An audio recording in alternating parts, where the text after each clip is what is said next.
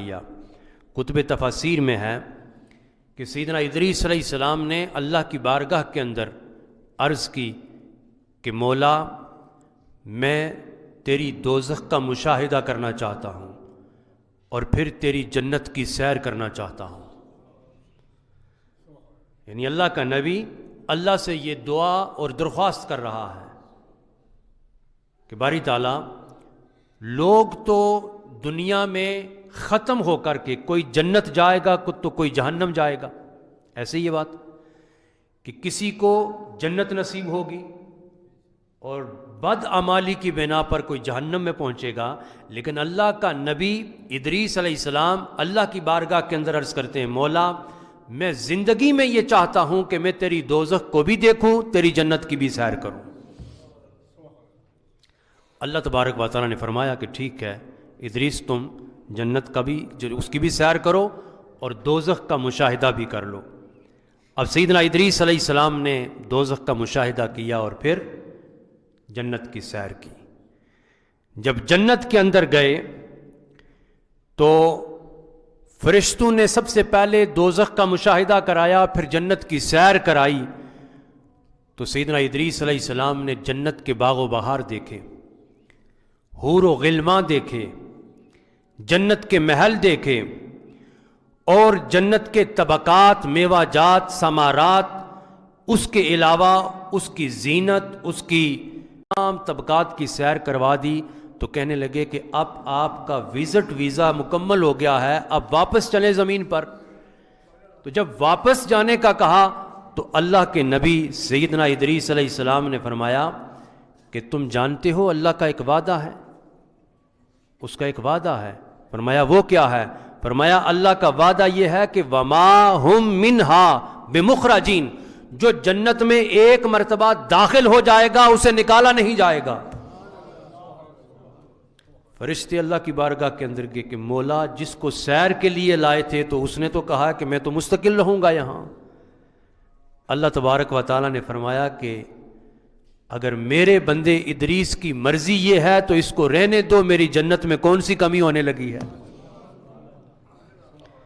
تو سیدنا ادریس علیہ السلام اب بھی جنت کے اندر ہیں، یہ واحد نبی ہیں کہ جنہوں نے زندگی کے اندر اللہ تبارک و تعالیٰ کی بارگاہ کے اندر التجا کی کہ مولا جنت دیکھنا چاہتا ہوں، دوزخ کا مشاہدہ کرنا چاہتا ہوں، تو اللہ تبارک و تعالیٰ نے ادریس علیہ السلام کو اٹھا لیا، وَرَفَعْنَاهُ مَكَانًا عَلَيَّا، اونچے درجے پر۔ تو جنت ہے کہاں؟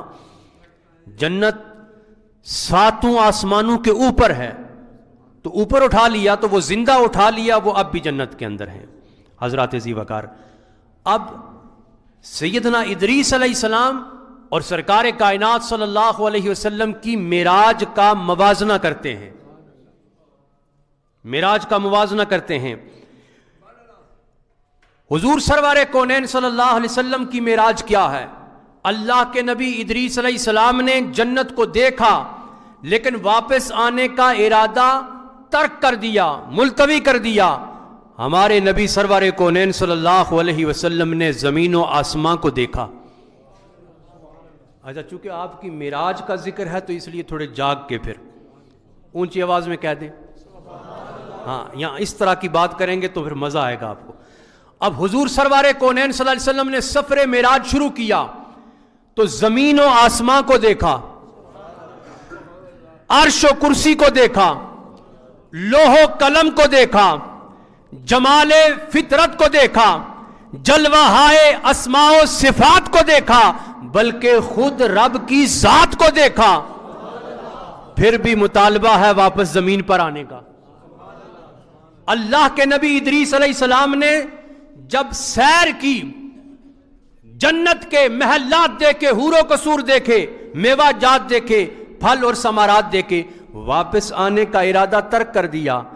اللہ کے پیارے حبیب حضرت محمد مصطفیٰ صلی اللہ علیہ وسلم مسجد الحرام سے اٹھے، مسجد اقصیٰ پہنچے، وہاں سے سدرہ گئے، وہاں سے لامکان گئے، لیکن سب کچھ دیکھنے کے بعد واپس مطالبہ زمین پر آنے کا ہے۔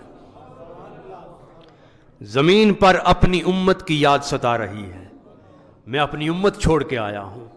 تو گویا سرکار نے سب کچھ دیکھنے کے بعد فیصلہ کیا کہ مجھے امت کے درمیان جانا ہے، اس لیے کہ رب حب لی امتی کی آوازیں آ رہی تھیں۔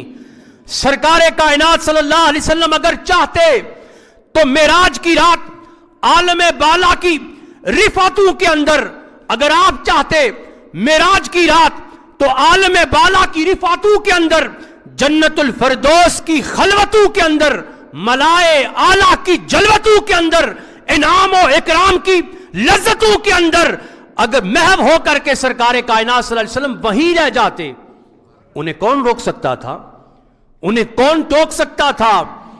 ارے وہ محبوب رب العالمین تھے، وہ مختار مطلق تھے، اختیار رکھتے تھے، معزون حق تھے، اللہ کی طرف سے معزون حق تھے۔